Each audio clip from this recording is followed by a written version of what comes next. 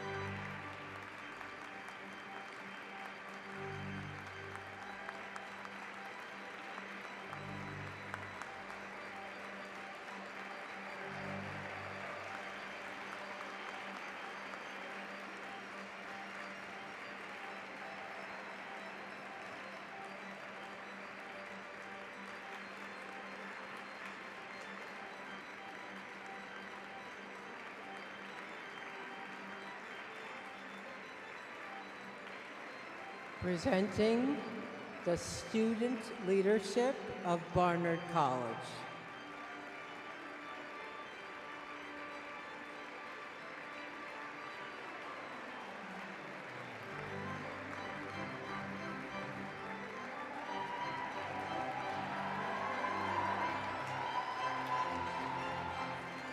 Presenting the delegates from academic institutions and learned societies.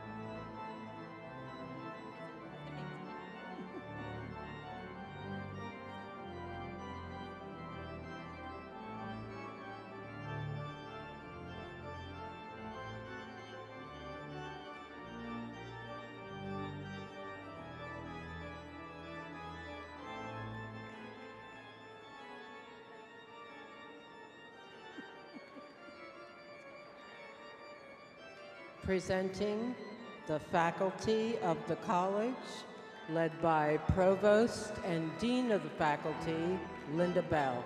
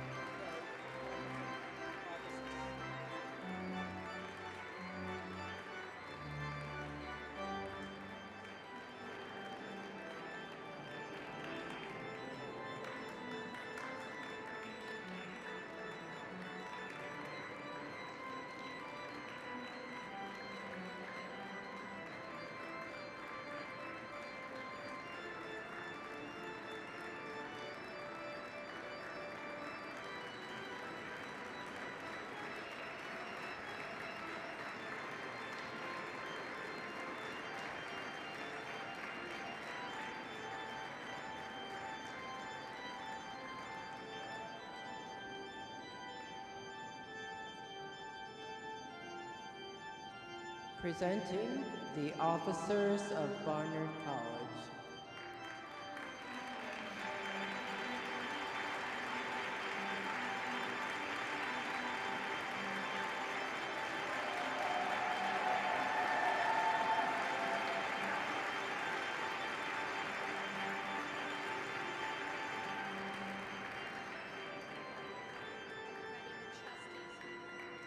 Presenting the Trustees and Trustee Emeritus of Barnard College.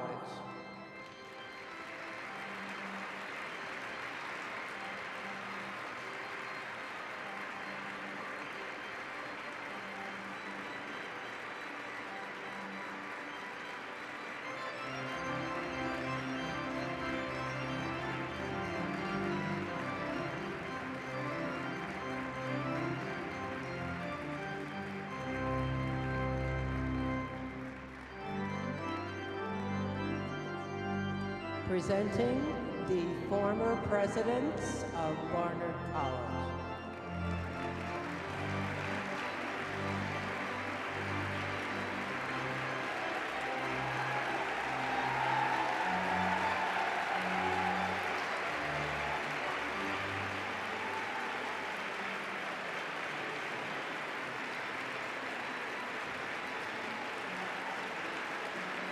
Presenting the Platform Party.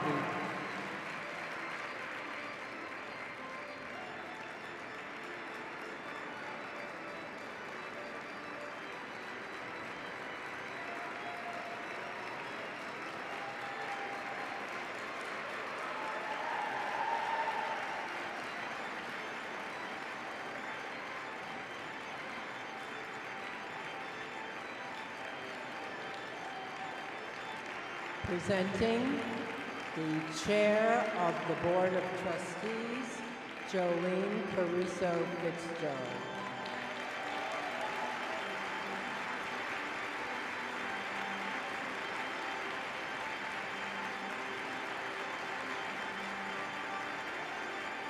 And finally, presenting the President of the College, Sian Leah Beilock.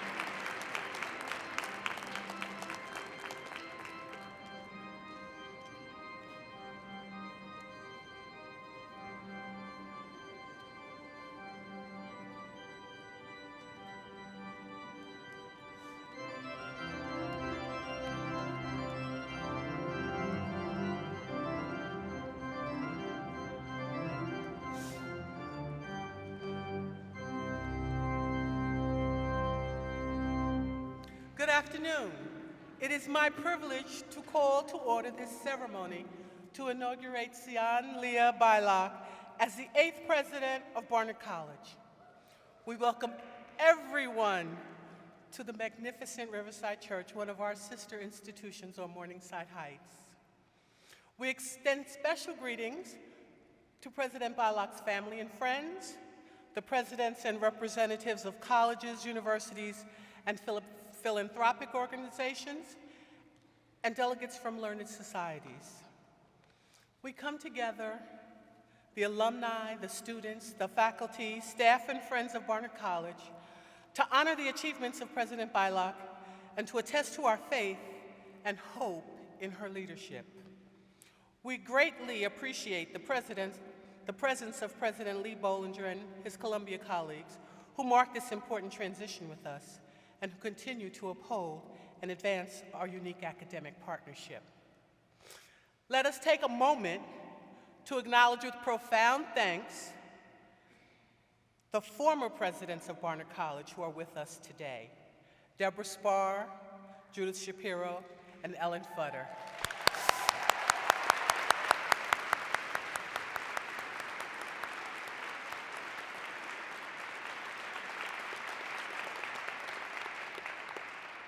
Now, please welcome Professor of English Saskia Hamilton, who will share a reading.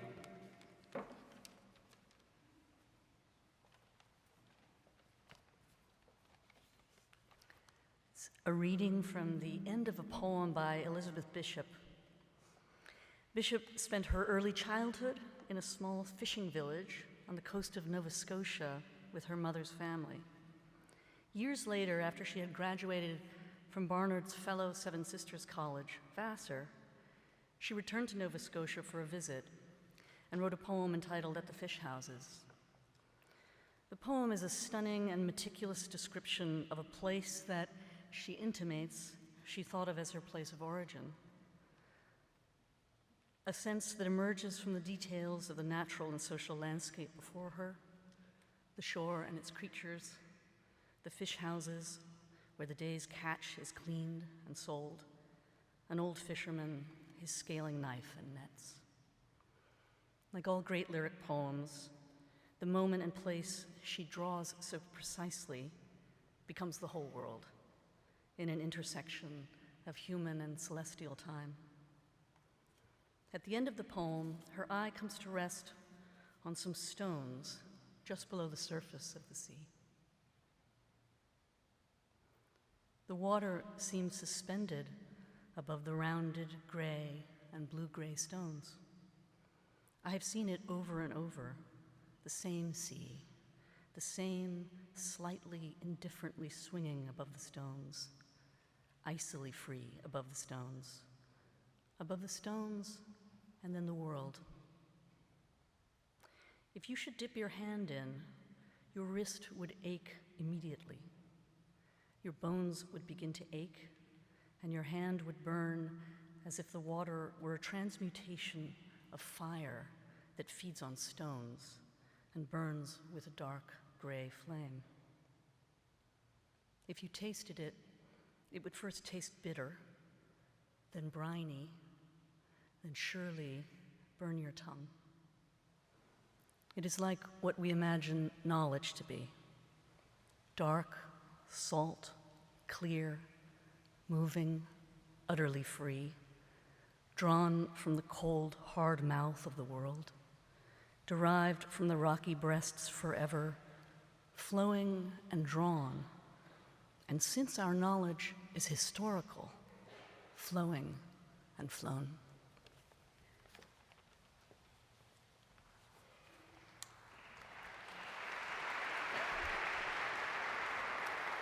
Good afternoon. I'm Jolyne Caruso-FitzGerald. I chair the Board of Trustees at Barnard, and as I say every time I stand at a podium at a Barnard College event, a very, very proud Barnard alumna. I have every reason to be proud. Proud to have been a student here, proud to serve this board and President Beilock, and proud to welcome you all to this special occasion. I walked through the Barnard gates in 1977 wearing chinos, penny loafers, and an Izod shirt. That was my wardrobe for my entire 4 years here, a page out of the preppy handbook for sure.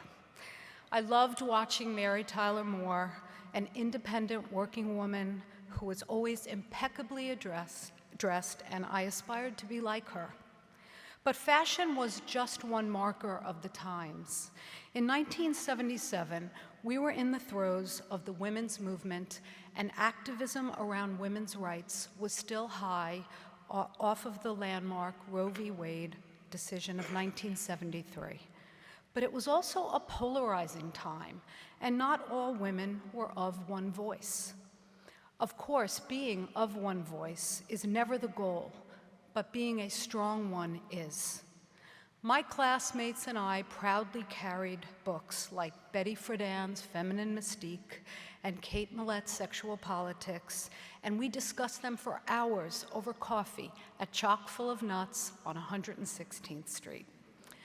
Barnard was the place to have the conversation. It was where we learned to understand how we felt about the issues that mattered most. It is where we learned to use our voice. By the time I left college in 1981, the conversation started to quiet down as we entered the prosperous 1980s. No doubt there was still things to fight for, and change takes longer than we expect or hope. Today, women are back in force, fighting, unfortunately, for some of the same rights all over again.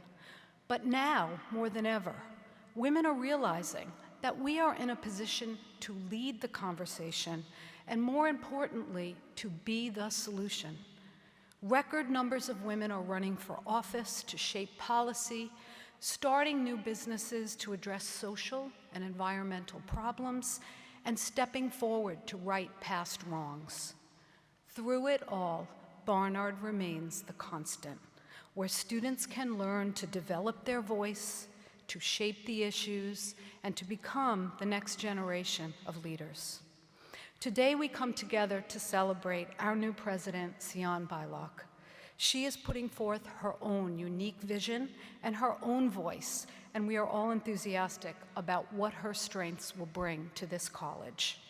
It has never been a better time for Barnard, guided by President Beilock, to lead the conversation and for our students to one day lead this country forward. Thank you all for being here to honor this significant moment.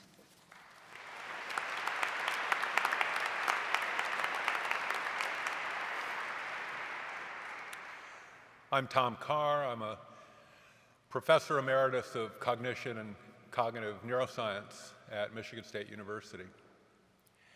Sian Beilock is the first president I've ever advised when she was a student. Now she has become president of a college, and not just any college, but Barnard. You've got yourselves a new president who is smart, talented, creative, dedicated, demanding, ambitious, conscientious, persistent, and academically well-known. She's willing to take a substantial risk on a good idea.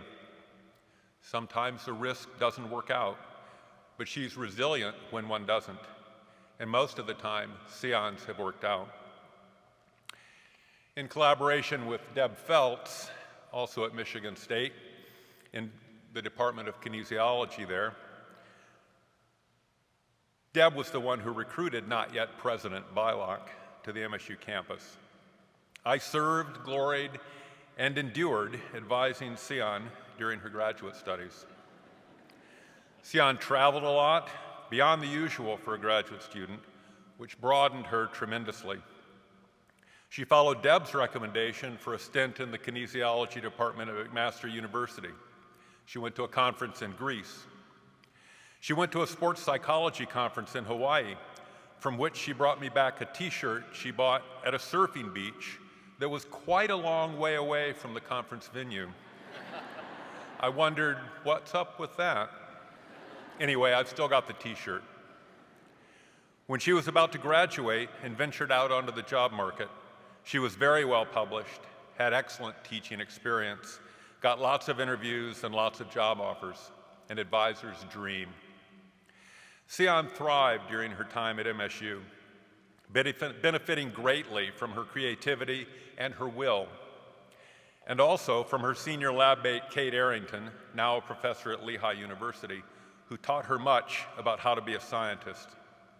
It's just beyond words to say how great it was having these two women around together as students and to watch them help each other, compete with each other, and grow as scientists and people.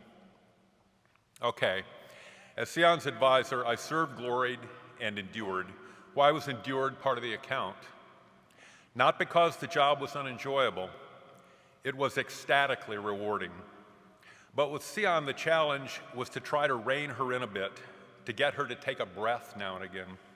She never did take a breath, and she still hasn't. As one of her graduate advisors, I always felt like I was playing catch-up ball, trying to follow Sian's lead. Hopefully you will feel that way too, and be glad of it. My best guess is that good times are ahead for Barnard. Congratulations to Sian for getting this job, and congratulations to Barnard for their very good taste in hiring a president.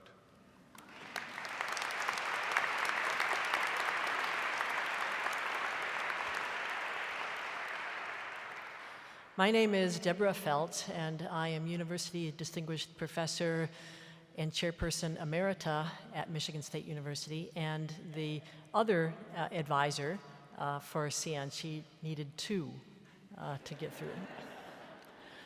Now, as professors in graduate programs, we try to recruit the best students that we can and those whose interests match up well with our own. Oftentimes, though, this process has more to do with luck as to who finds his or her way to our programs. And I think such was the case with Sian Beilock, who found out about our graduate program in kinesiology, sports psychology in particular, from the Peterson's Guide, and then contacted me. So she was already doing all this research and trying to find out the best place to go. And after having a conversation with her, I recruited her because of her interest in applying her background in cognitive psychology to sport and motor performance. And even though her interests weren't completely matched up with mine, there was something about her drive, her initiative, her intellectual curiosity that I couldn't pass up. She had exceptionally strong letters of recommendation that backed that up. And for instance, in going back to her graduate student file, I keep files for a long time of my students. One of the recommenders said, Sian knows what she wants to do and where she wants to go and has the maturity required to fulfill her dreams. Other recommenders said similar kinds of things. Well, there you go. It says it all, doesn't it? Once she arrived on campus, I knew that to optimally challenge her, I needed some help. And so I wrote to Professor Tom Carr, recommending her as a candidate for a dual major PhD. That is not something that everybody does. That's a pretty exceptional kind of thing. And it would be a PhD in sports psychology, the area of kinesiology, and in the cognition and cognitive neuroscience area of psychology. Sian was a great mentee. She trusted our suggestions, though she did ask smart questions about things. And as Tom mentioned, I recommended that she go to McMaster University in Hamilton, Ontario. That was a 4-hour drive. She did ask, why, but I wanted her to do a semester of study there with a colleague whose lab would help broaden her perspective, and from mine and also from Tom's. She made that drive once a week during the winter season, and 4 hours, snow, rain, but she did that, and she benefited from it, and she realized that. She won fellowships along the way, was a very productive scholar, an excellent teacher, and produced an extraordinary dissertation that satisfied 2 departments in 2 different fields in 2 different colleges. By 2005, she was one of 4 rising stars featured in the Chronicle of Higher Education. Sian has given the best in everything she has taken on, from national lacrosse player to professor to executive vice provost, and now president of Barnard College. We couldn't be more proud.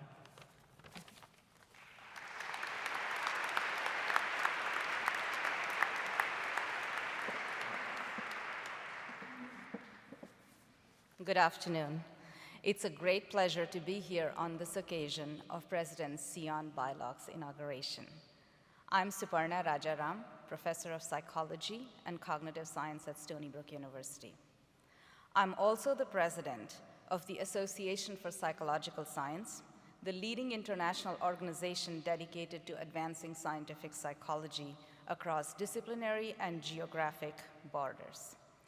APS spans the entire spectrum of scientific, applied, and teaching specialties with about 30,000 members worldwide. Also here today is the immediate past president of APS, Professor Susan Golden Meadow, who was a colleague of President Beilock at the University of Chicago, and who shares my remarks today. Reflecting on those years with admiration, Professor Golden Meadow noted that President Beilock was, of course, a brilliant researcher, but it was clear that she was destined to do more than research. Professor Golden Meadow went on to say that she could not think of a better person for this job. Sian Beilock is a celebrated fellow of the Association for Psychological Science.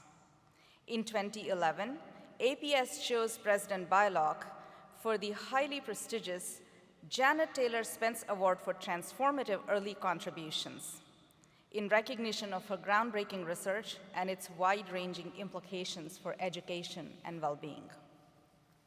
Just 1 year later, I vividly remember the evening of November 20th at the Psychonomic Society Conference for Cognitive Psychologists, where at the opening ceremony, President Beilock was awarded the Outstanding Early Career Award given by the Society for her significant contributions to research in cognition. And last year, she won the Trollin Research Award given by the National Academy of Sciences, essentially completing what seemed like an impossible trifecta of the highest recognition to earn so early as a cognitive scientist. Yet these are remarkably a subset of all the honors President Beilock has received. As a fellow cognitive scientist, I have followed President Beilock's research with great interest and admiration. Given her focus on the success of women and girls in math and science, I was gratified to hear her speak as an invited panelist at the Women in Cognitive Science workshop that my co-organizers and I hosted in 2014. Women in Cognitive Science is an international group founded in 2001 that aims to promote and support women scientists in their professional development in the field of cognitive science. President Beilock gave expert advice to over 100 early career scientists on how to construct a successful grant proposal. She candidly shared tips for facing the inevitable failures in the process and generously outlined concrete steps for writing successful proposals. The great poet Maya Angelou once said, "Everyone has at least one story." As a scientist, as a woman, and as a fellow member of learned societies, I have watched with admiration and delight the unfolding of Sian Beilock's professional story. And today it's wonderful to witness the culmination of these exceptional achievements as she takes the reins at Barnard College, an institution that is a beacon of outstanding liberal arts education to young women. It is indeed a perfect match, destined for continued great success. I congratulate Barnard College and President Beilock. I offer you my very best wishes, and I look forward to your continued trailblazing leadership to advance women in the liberal arts, science, and education at this storied institution. Thank you.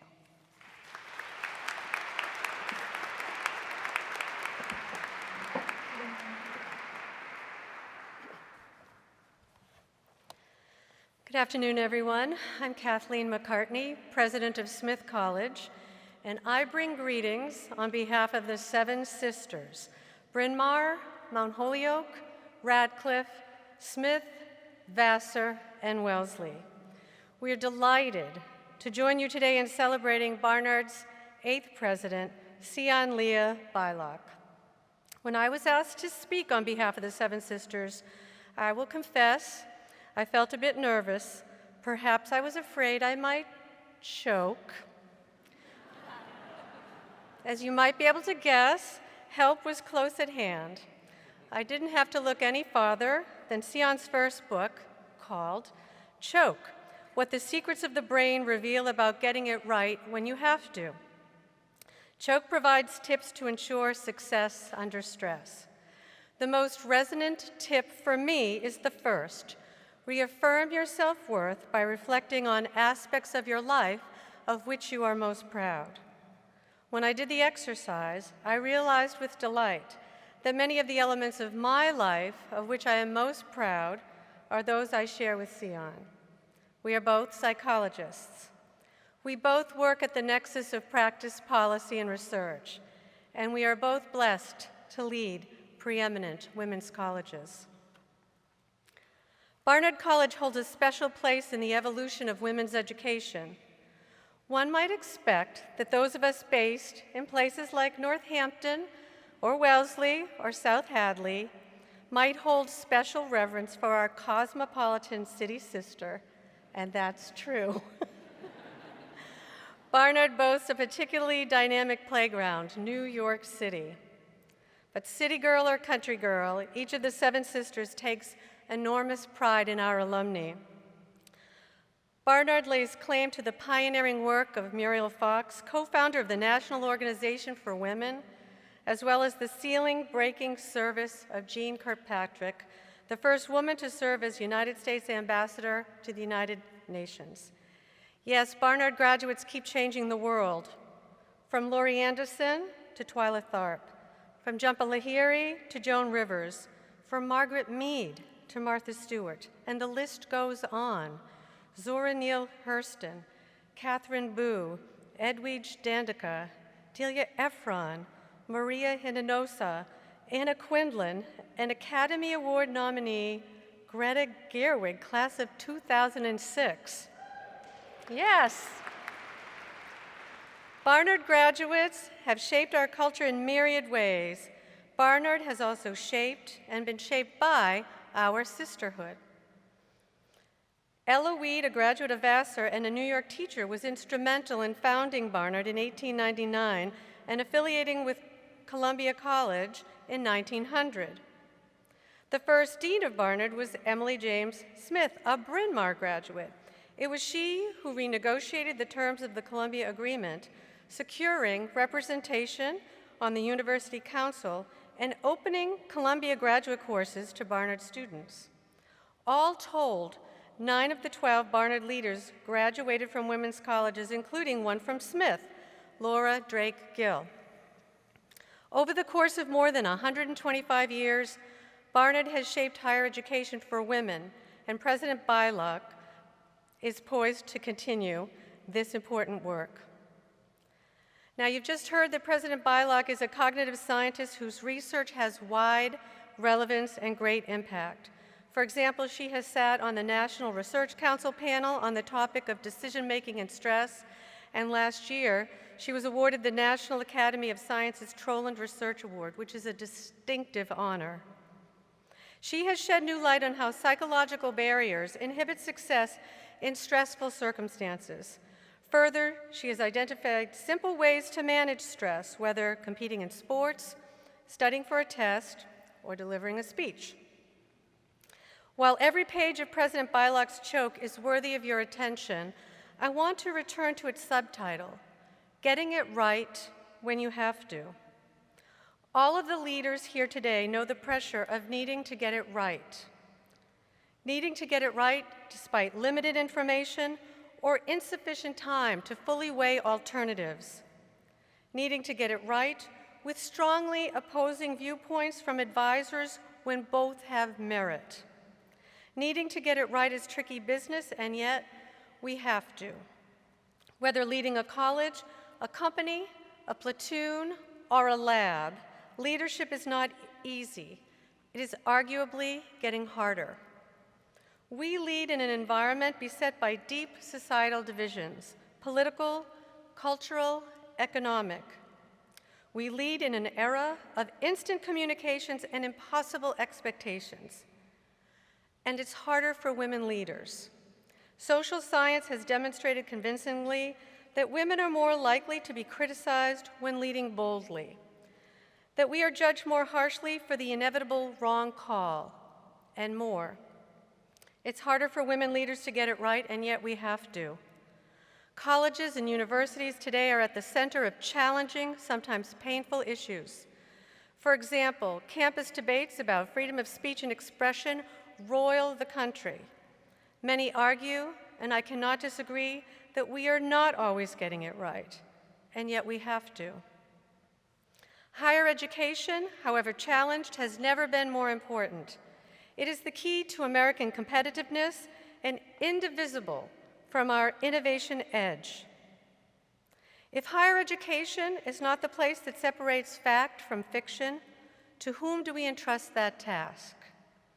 If we are not the tireless advocates for the American dream, for opportunity through education, who champions that cause? If we are not the engines of economic and societal progress through research, who will power our future? Sian, thank you for the toolkit on how to get it right. Now more than ever, the world needs women leaders. We need Barnard graduates from every discipline, leading in Congress, on Wall Street, and in our public schools. We need Barnard Mellon May scholars leading in academia, in the National Institutes of Health, and in the National Science Foundation. And we need Barnard actors, authors, dancers, musicians, filmmakers, makers of all kinds, leading movements to represent the fullness of human experience, including women's experience, across all cultures. Sian, the leadership you model will inspire the next generation of leaders, courageous, principled, and prepared to perform, even, especially, when it's hard. Welcome to our strong sisterhood. We are here to support you, to partner with you, and to help you get it right, and we know we can count on you to do the same for us. Thank you.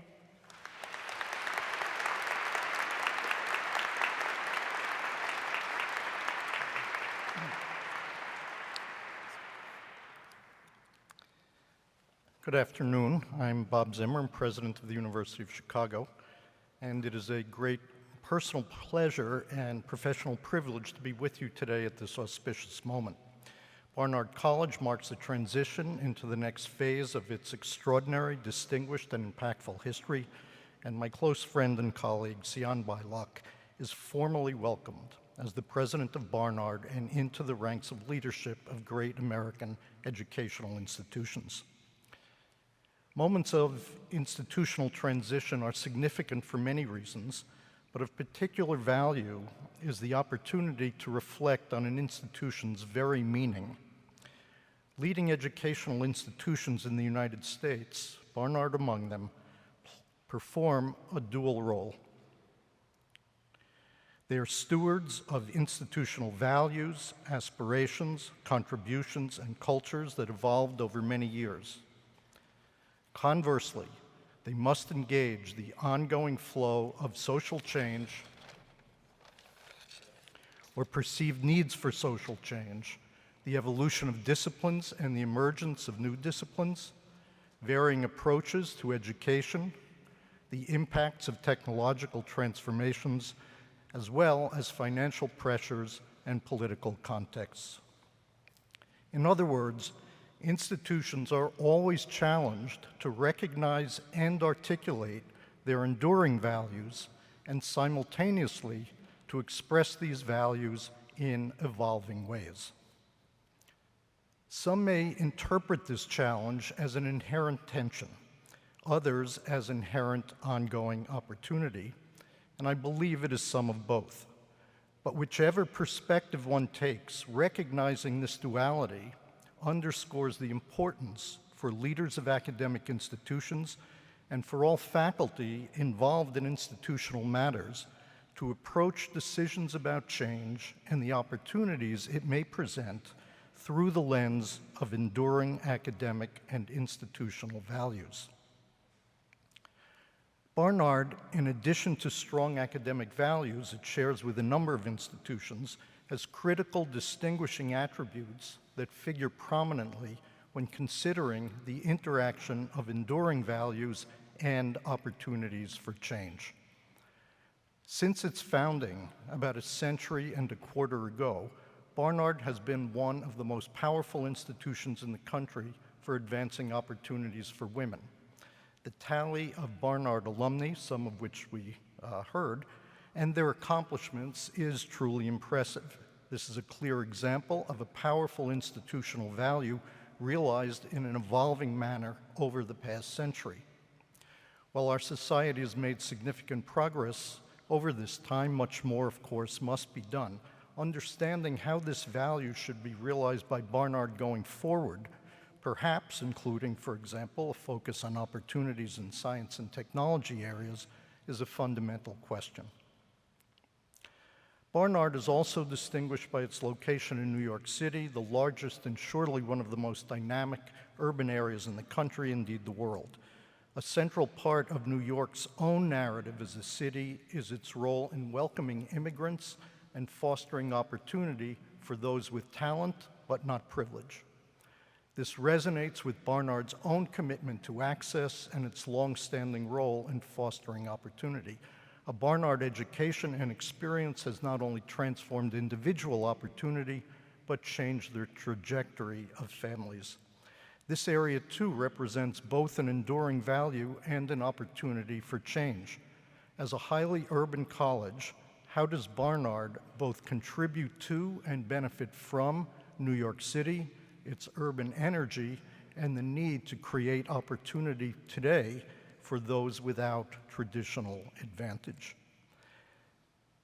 Another question for Barnard will arise in terms of partnerships. These have played an important part in Barnard's history, obviously with Columbia University, but beyond that, for example, through joint programs with Juilliard and the Jewish Theological Seminary.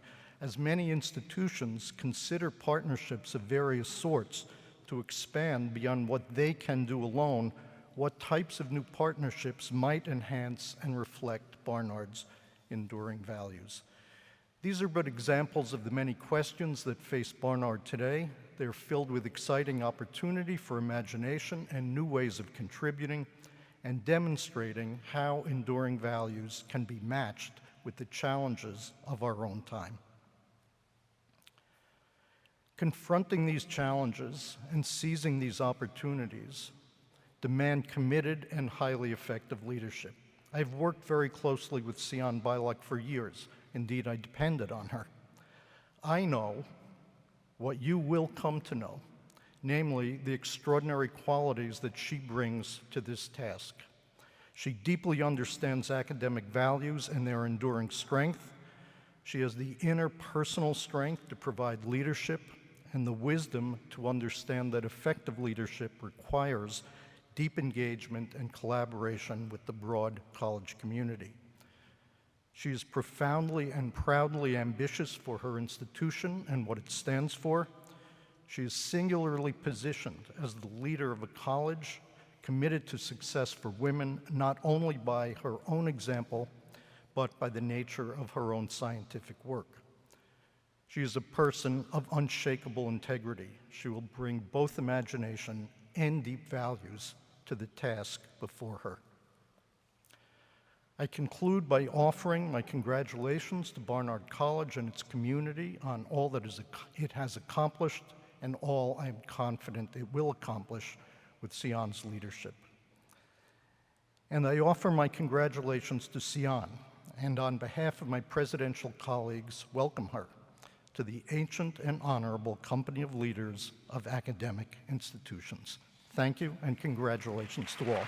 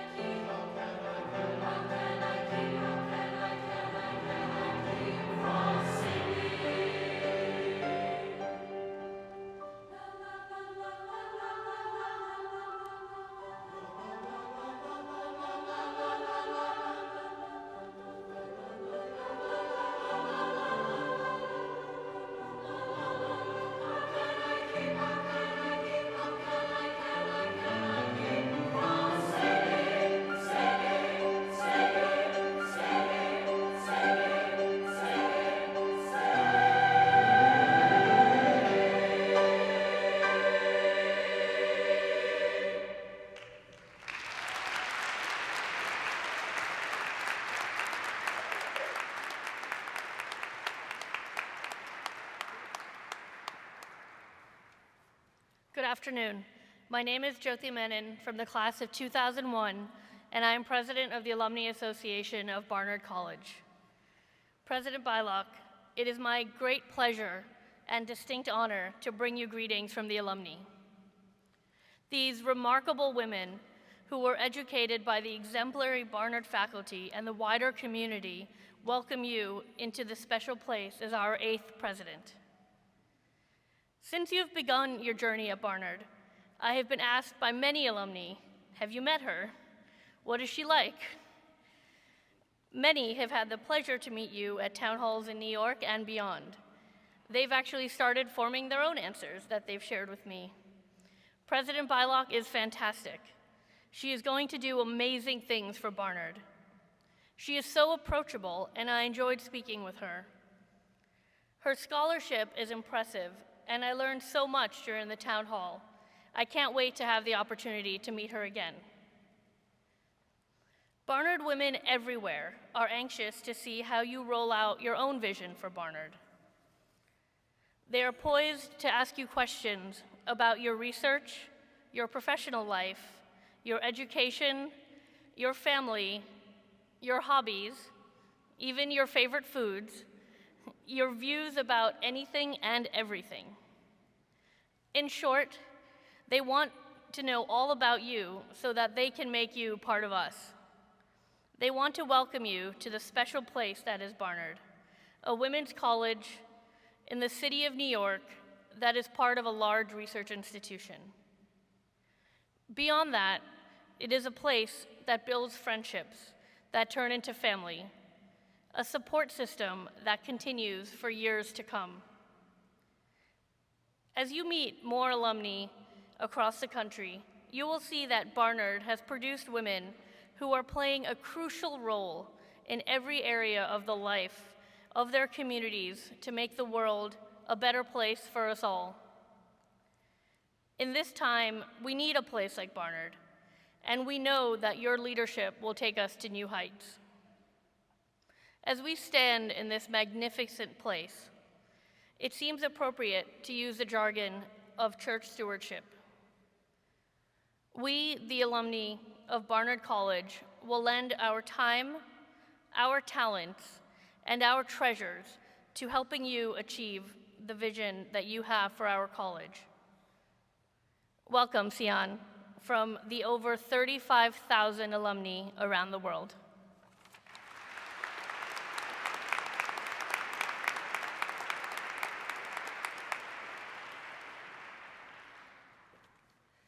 Hello, I'm Christina Johnson. President Beilock, I'd like to welcome you to Barnard on behalf of the staff. Officially, I've been a member of Barnard staff for about 13 years, currently in the purchasing department. But really, I grew up on this campus. My mother, Lauren, started working here when I was just 3 years old as a teaching assistant in the biology department. But even before I was born, Barnard was drawing me in. My late father, Philip, an electrician, worked on the construction of both Alshel and Plimpton. I have fond memories of being a kid on this campus, playing on parts long gone like Alshel Plaza or the Macintosh bowling alley, with people who are also long gone, but still here in spirit. I'm on, I suppose, my 4th Barnard president, and I've seen the construction of Sulzberger Tower, Cathedral Gardens, the Diana Center, and now the Milstein Center. While I temporarily defected to NYU for my undergraduate degree, lured by co-ed education and downtown living, I still came to campus under the guise of visiting my mother to the embrace of Barnard. Being here most of my life gave me a wealth of role models and mentors that are still part of my life. I first met Maria Rivera Malucci, professor and chair of the education program, when she was a student and my mother's teaching assistant. In any other place, that might have been the end of our story, but Maria was also my 7th grade math teacher and remains a close family friend. Barnard has always been an extended family for me, and President Beilock, I hope and believe you'll find that too. Remember to leave a few extra minutes to get around campus, because inevitably you'll run into someone in the halls to stop and chat, and not just about work. 2 of my best friends are Barnard alums who also worked here for a few years after they graduated. I regularly keep in touch with former colleagues from all over the world, in Los Angeles and Chicago, Cambridge and Paris, whether they've moved on to new opportunities or have happily settled into retirement. After catching up on life and family, the conversation inevitably turns to Barnard. We are all here to support the students in the best way we can, with an engaging faculty and a committed staff. I hope that we can help you continue to make Barnard a unique learning environment for young women.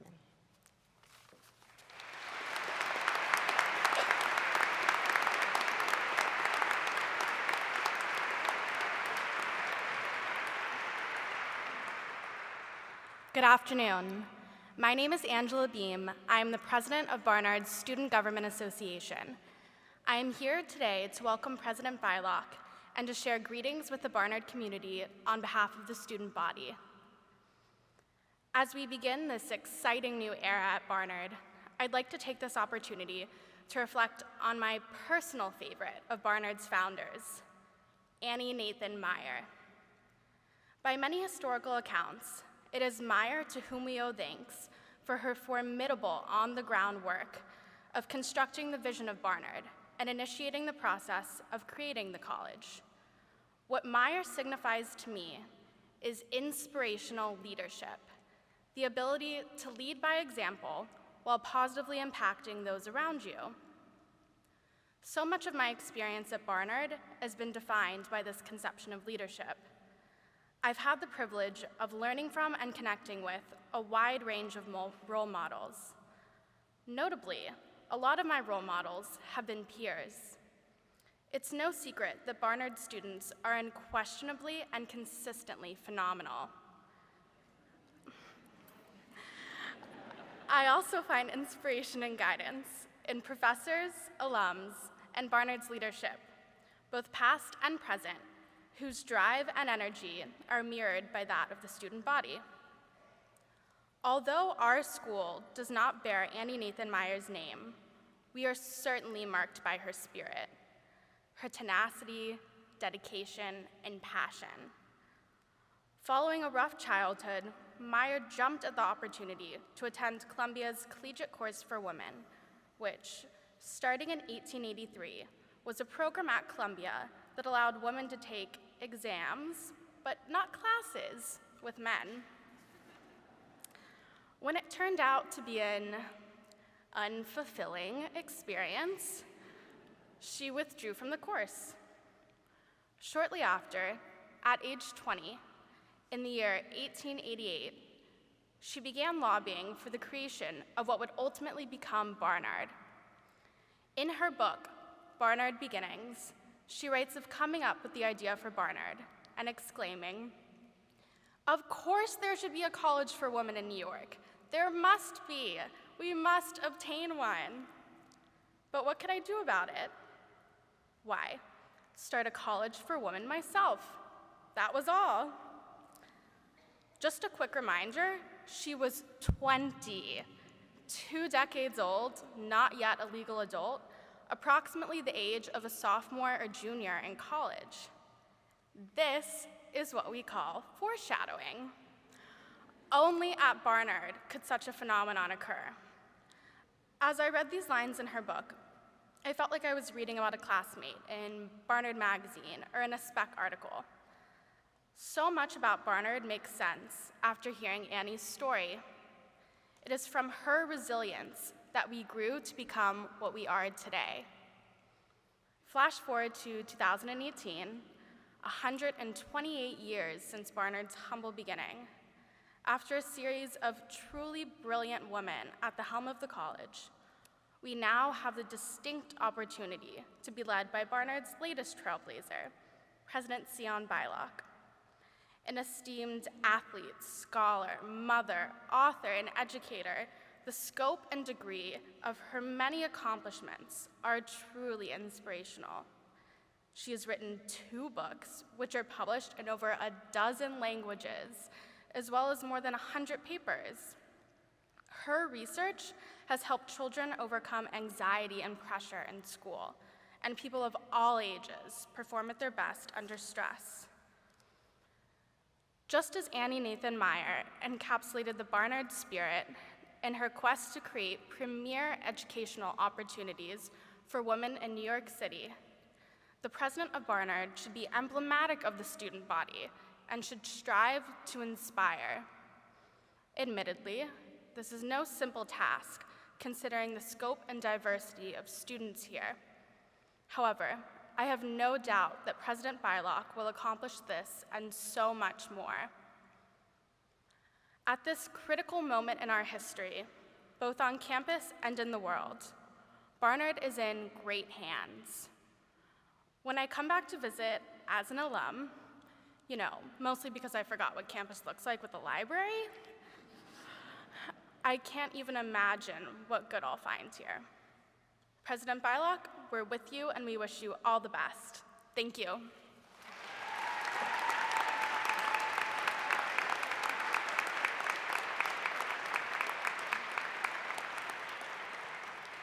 Good afternoon. I'm Monica Miller, and I'm bringing greetings from the faculty.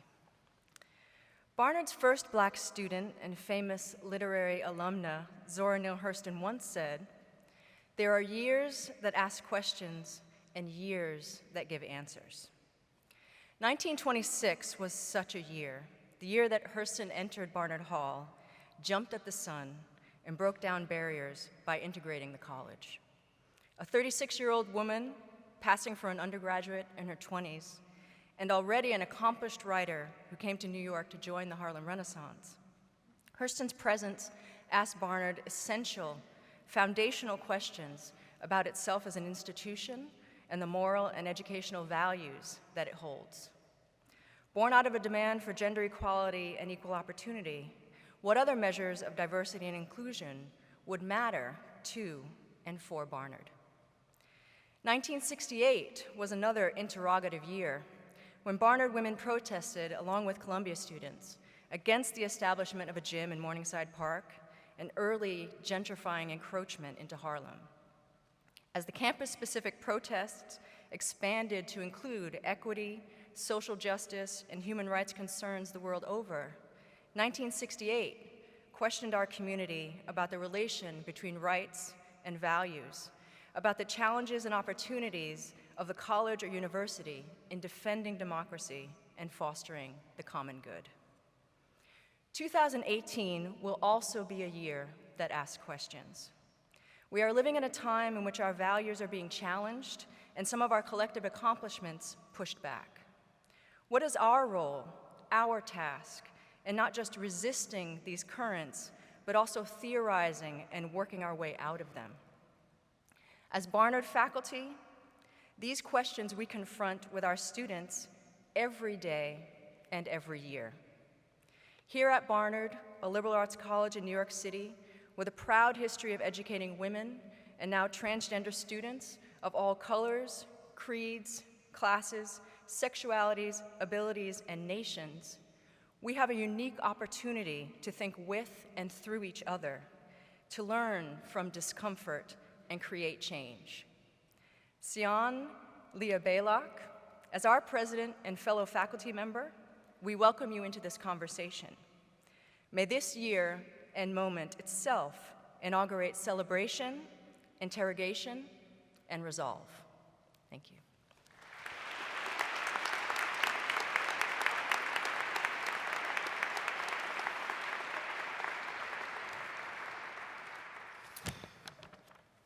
I'm Lee Bollinger, president of Columbia University.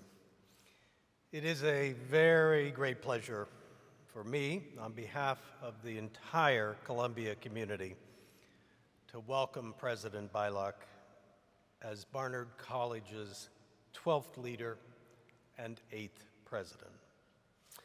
All of the speakers here today, together with those assembled here, and many others in the Barnard and Columbia families who are not visible, but who are attending closely to this ceremony, all of us together are a testament to the excitement and enthusiasm stirred by your selection as Barnard's president, and by the love and affection so many feel for the college you now lead.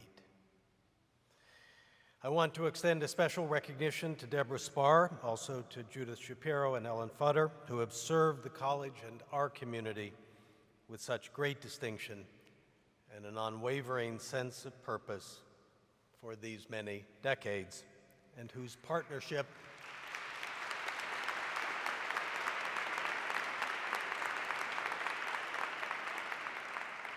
and support I have frequently relied upon during these years.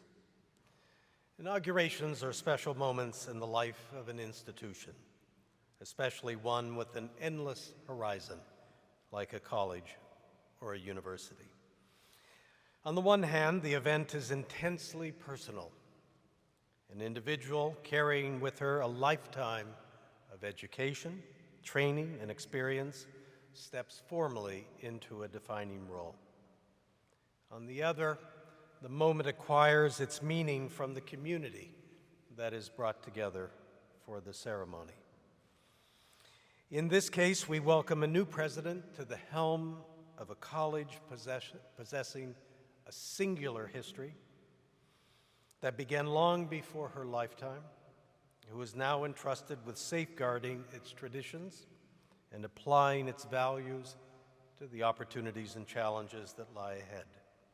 And through this ceremony, we seek in some small measure to help prepare her and ourselves for that journey.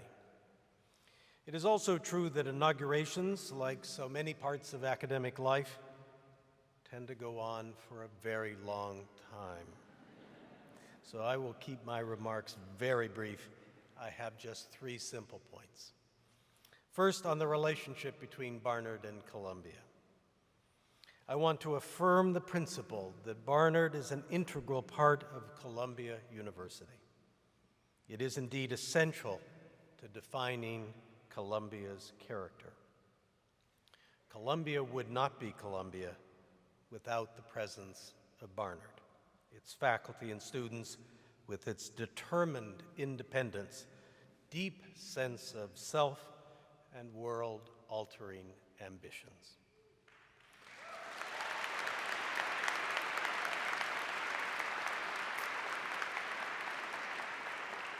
And I hope it is also true that Barnard could only be Barnard by fusing its identity as one of the world's finest liberal arts colleges with a pride in being part of one of the world's great research universities. Second,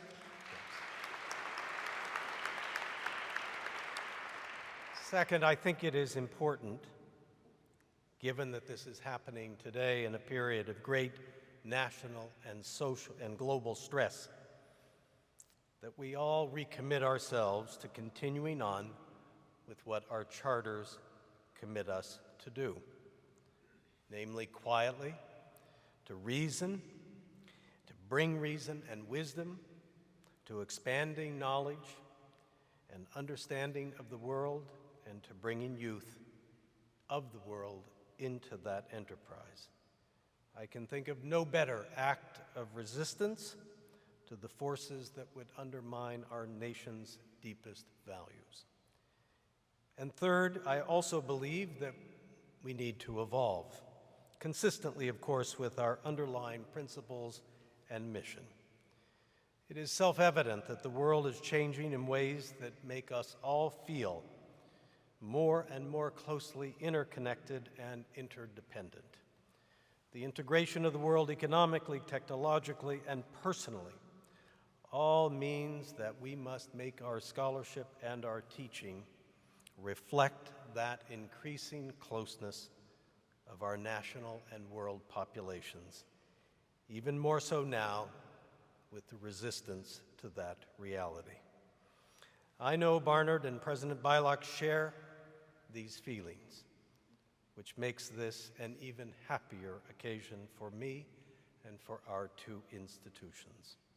President Beilock, on behalf of Columbia, I offer you our warmest welcome and congratulations.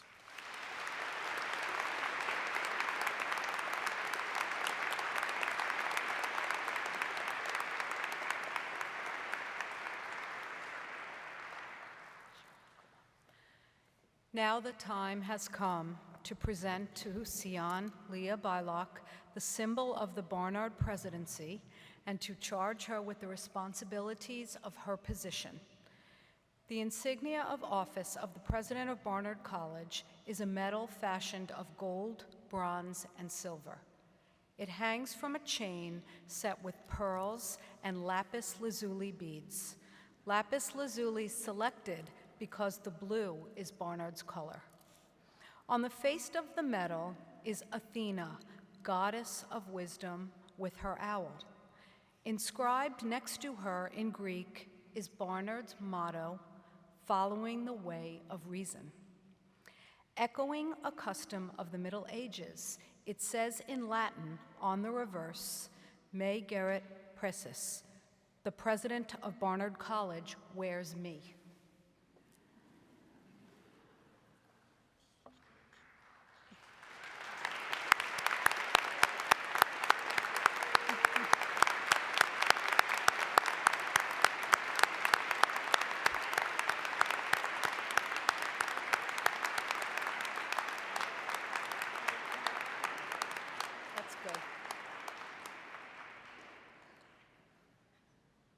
It is one heavy medal.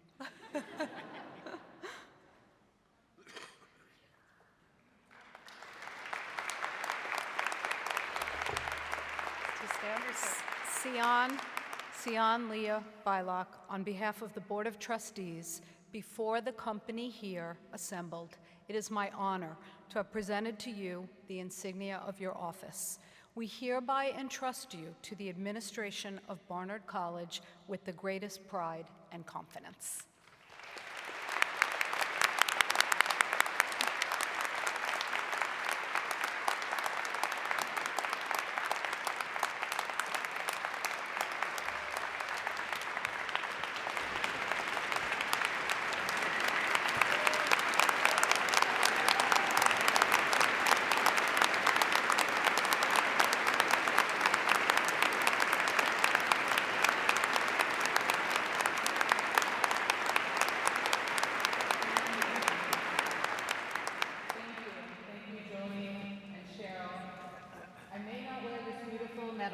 Times, it's really heavy. But I can assure you that I will heed its call. I will follow the way of reason. I will do everything I can to earn the trust that you, by this insignia, have placed in me. I may be standing solo at the podium in the vast magnificence of Riverside Church, but I am far from alone. I am truly awed by the show of support and wonderful words from my friends and my colleagues. Without you, this moment would not be possible for more reasons than I can state. I owe you all an immeasurable debt of gratitude, my wonderful family at the top of the list. And it is my hope and my goal to express this appreciation over time by way of the work I do in the job that I have now officially taken on. It's February and it's cold outside, and one might wonder why I chose to wait until the chill of winter, the risk of a snowstorm, to bring us together for this inauguration.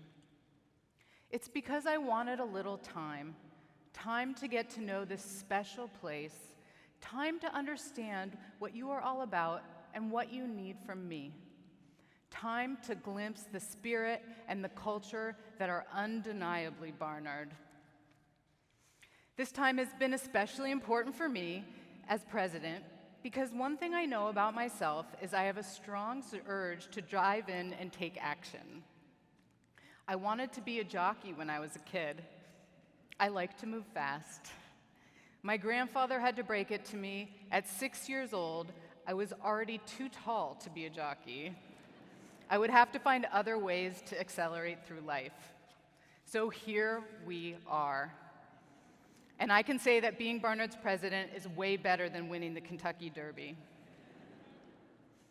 Inauguration is really a moment to reflect on what this college has been and to imagine what it can become. We can't look forward without looking back or build a future without understanding the past. It's hard to aspire without perspective. Let me start with this. I am Barnard's 8th president and 12th leader. You might wonder how that works. Our first leader, Ella Weed, was named chair of the academic committee at Barnard's founding in 1889. She was followed by 4 deans, the last of whom, Millicent McIntosh, was named president 5 years into her term. What is especially remarkable is that every one of Barnard's dozen leaders has been women. Among our colleges and universities, even among our sister colleges, only a very few can make that claim, and it is a point of pride. Ella Weed, Emily Smith, Laura Gill, Virginia Gildersleeve, Millicent McIntosh, Rosemary Park, Martha Peterson, Jacqueline Matfeld, Ellen Futter, Judith Shapiro, Deborah Spar. It feels important to say these names in succession, and by so doing, be reminded of the legacy these women have built. To follow in this extraordinary lineup is an honor of a lifetime. And while most of my predecessors are not here today, I can feel their power even now. I'm delighted, of course, by the presence of Ellen, Judith, and Deborah. I've spoken with each of you in person and over the phone, even on short notice when I needed a quick piece of advice, and I am grateful for your wisdom and your lead. When I was appointed president, I went home to tell my 6-year-old daughter, Sarah, the news. I'm going to be president of Barnard College, I said. Are we going to live in the White House, she asked. Easy point of confusion, but after that was cleared up, she would, as kids do, ask for this or that concession from me. Some requests I could fulfill, a bunk bed in our new New York City apartment, others I couldn't. After reading a book about pioneering women astronauts, Sarah asked if the next plane flight we took could be to the moon. My answer was no, to which she replied, "But you're the president." Sarah is only beginning to learn that both my power and ability have limits. She reminds me daily that I don't have all the answers, and even if I did, I couldn't single-handedly make it work. This is precisely why I'm fortunate to have an exceptional faculty to work in tandem with. An outstanding staff, generous and devoted trustees to call on, and Barnard's proud alumni to learn from. Not to mention our students who inspire and challenge me daily. I cannot thank you enough. There are far too many names to mention, but I do want to note my Chief Operating Officer, Rob Goldberg, in his role as interim president prior to me taking office. Thank you, Rob, for enabling such a graceful transition.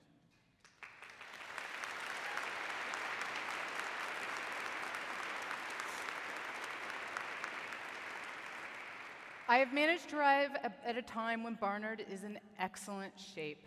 From Ellen Futter, who really turned this place around when its future as an autonomous institution was in doubt, to Judith Shapiro, who inherited the college on the upswing and brought it to even greater heights in terms of selectivity, faculty, and endowment, and most recently, Deborah Spar, who helped us raise record dollars for our new buildings and other critical ventures. None of their tenures were fully predictable, but each made tremendous strides to propel the college forward.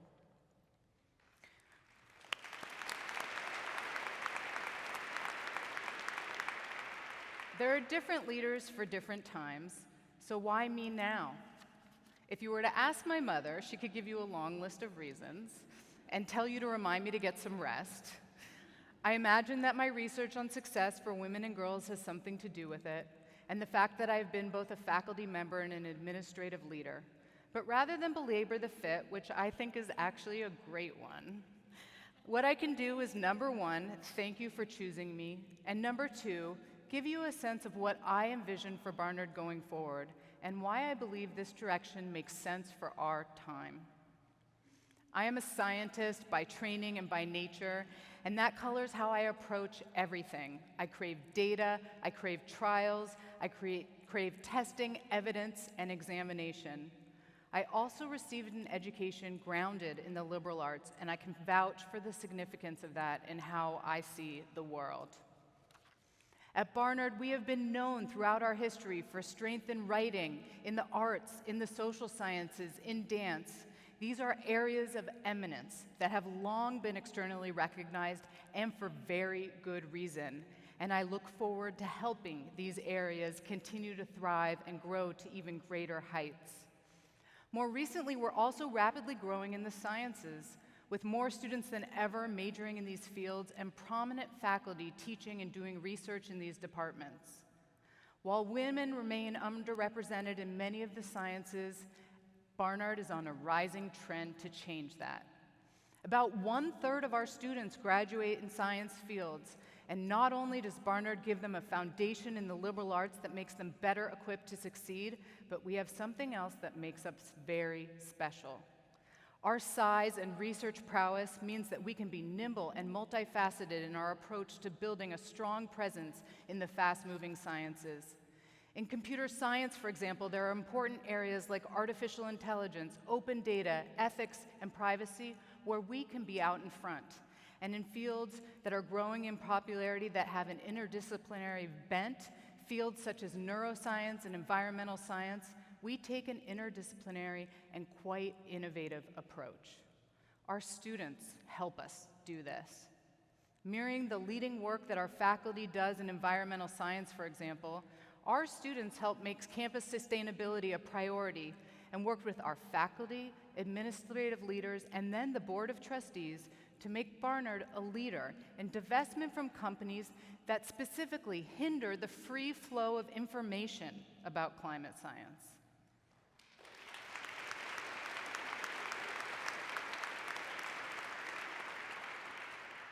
It's interesting to note that Rosemary Park, Millicent McIntosh's successor and Barnard's second president, encouraged Barnard women to pursue the sciences and advocated for a college with a science lab of its own. She understood at a time of nuclear testing and the space race that society would need great scientists and that Barnard women could be part of that equation. In her 1963 inauguration speech, Rosemary Park expressed her belief that the liberal arts, including the sciences, were imperative in contributing to the ideals of truth. The new Milstein Teaching and Learning Center will go a long way towards supporting our work in science, math, technology, and also the humanities and arts. It will be an epicenter of thinking digitally and empirically, from the Computational Science Center to centers dedicated to digital humanities, empirical reasoning, media, movement, and design. And Barnard's model of extraordinary scholarship means that our students get hands-on experiences in creating new knowledge. They are working side by side with our faculty at the most advanced levels, whether it's in a chemistry lab or on an archaeological dig. A new Center for Engaged Pedagogy to be housed in Milstein will help support the practice of teaching and the experience of learning in innovative ways. My research on the mind and body, performance anxiety, and gender stereotyping certainly applies to this endeavor. And it is this link between our renown in the liberal arts and our bold moves towards new modes of thinking that will serve our students well into the future. I cannot wait to see what emerges when the doors open and the learning begins later this year. Thank you to the Milsteins and everyone who contributed financially and with sweat equity to make it possible.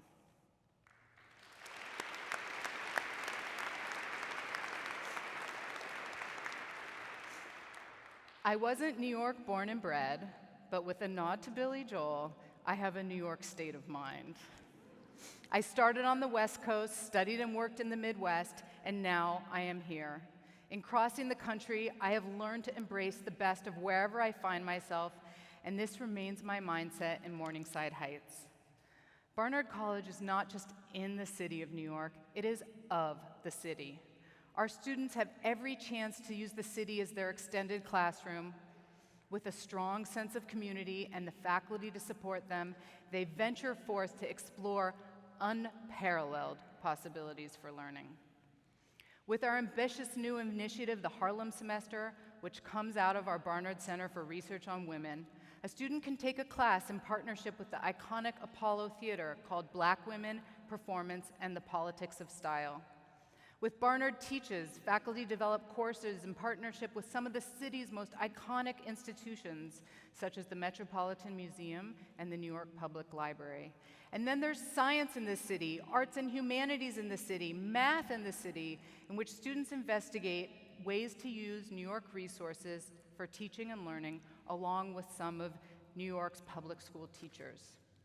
And today, 3/4 of our Barnard students participate in internships across New York City, where they learn to apply the tools of the liberal arts, writing, data analysis, historical perspectives, to the opportunities and challenges that face the world today.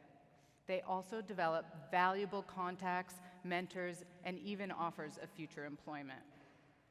At the University of Chicago, I was very involved in urban scholarship. I oversaw efforts to build collaborations and innovative programs that would connect the university with Chicago's South Side and neighborhoods across the world. This is experience that I bring to Barnard, and I'm looking forward to strengthening our connection with the city. Not just what it gives to us, but what we can do for its neighborhoods and institutions in return. The opportunity exists for extended learning further using the city's resources, in course development, in cultivation of even more cultural and civic partnerships, and through internships that complement the curriculum, and I hope to push the ways and the bounds of the classroom in new and innovative ways. Clearly, Barnard is much more than a college on a hilltop, and our distinct and important relationship with Columbia University speaks to that. It may be complex, but it's rich and dynamic, and I'm excited by the possibilities. Aspects of this duo, such as cross-registration, are so familiar that we often take them for granted, but other incredible opportunities are less well-known, and I hope to mine them further over the next several years. Among them are several combined bachelor and master's programs that already exist, though are somewhat under the radar, and we are discussing the potential for more combined programs with the School of Public Health and the School of Engineering and Applied Sciences, just to name a few. This is a positive opportunity for Barnard faculty as well. Tenured at both Barnard and Columbia, they bring their outstanding scholarship and experiences and their commitment to academic excellence to students at both institutions. We're fortunate to be part of Columbia University, and I want to thank President Bollinger for the support he's shown me and for being here today.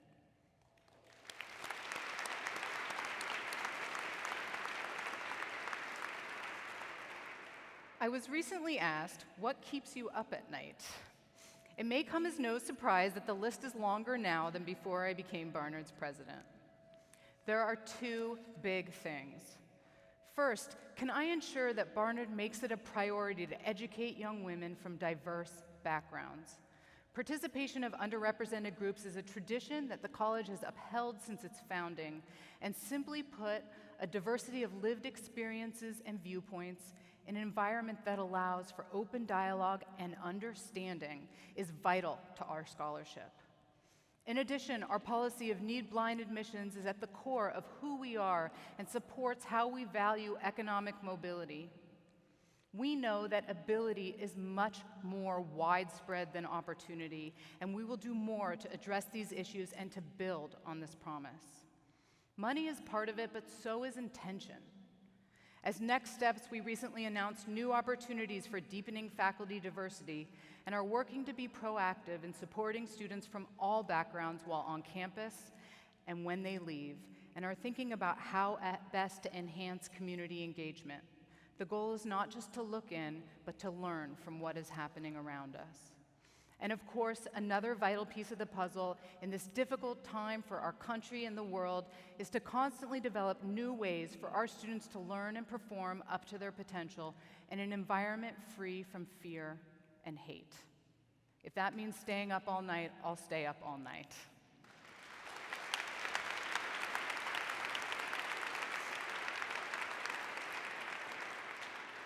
Second, I want to be sure that our students are ready, not just for doing well here, that's the baseline, but for what happens after Barnard, for doing well out there.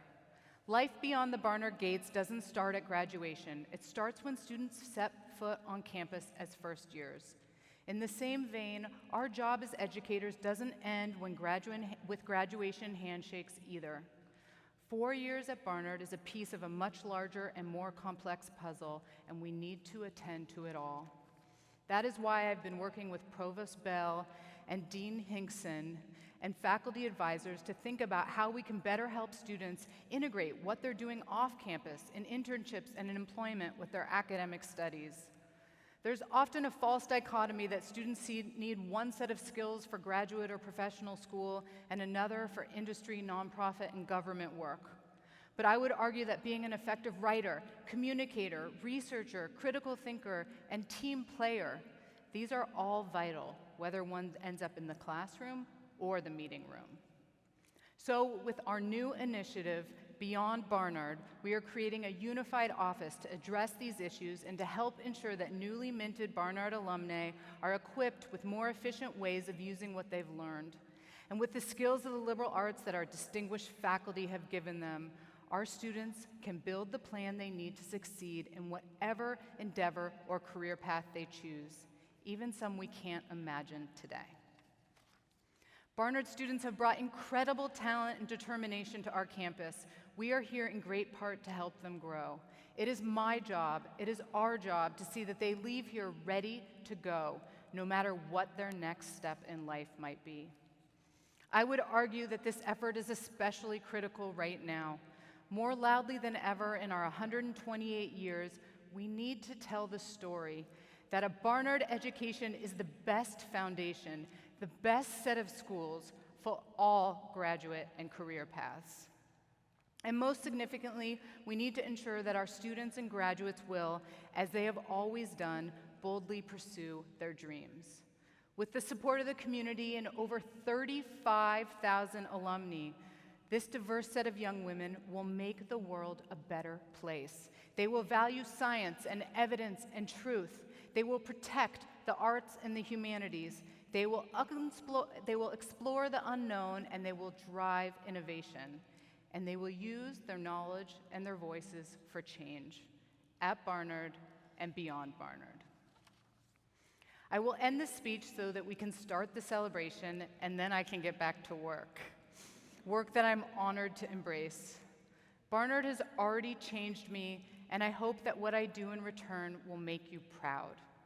This line from Elizabeth Bishop's poem, so beautifully read by Saskia Hamilton, may be the perfect clarion call with which to close. It is like what we imagine knowledge to be: dark, salt, clear, moving, and utterly free. Thank you for being here.